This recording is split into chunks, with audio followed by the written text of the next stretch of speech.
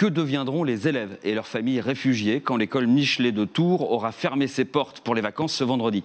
C'est dans cette école que les enseignants et parents d'élèves du collectif Pas d'enfants à la rue hébergent en urgence les familles qui, sans autre solution, seraient contraintes de dormir dehors. Les besoins sont importants. C'est au total 100 nuitées qui ont été possibles depuis la création du collectif en mars. Vendredi, les portes de l'école resteront donc closes pour les congés d'été. Le collectif réclame la mise à disposition de locaux appartenant à l'État. Florent Clavel. Pas d'enfants à la rue, mais pour combien de temps? Demain soir, l'école Michelet fermera ses portes pour 2 mois, le temps des vacances d'été.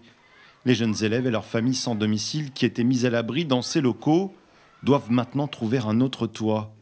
Une situation qui désespère Aurélie Ardouin, enseignante dans cette école et membre du collectif Pas d'enfants à la rue. On a obtenu que les familles soutenues par le collectif soient hébergées en priorité, mais on sait très bien qu'il y a d'autres familles qui sont sorties du dispositif puisque c'est un jeu de chaises musicales. Il y a une scolarité obligatoire dès lors qu'on est sur le sol français, mais le droit au logement n'est pas respecté. Pour pallier la fermeture estivale de l'école, ses membres manifestaient hier afin de réclamer la réquisition de logements vides. Appartenant à l'État, celui-ci est inoccupé depuis le 30 juin.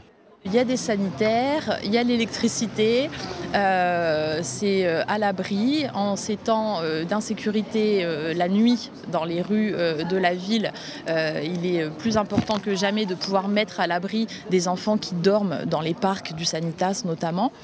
Et ce bâtiment nous semble tout à fait adapté. En 3 mois d'existence, le collectif a déjà permis d'organiser plus de 100 nuitées. Contactée, la préfecture n'a pas donné suite à nos demandes.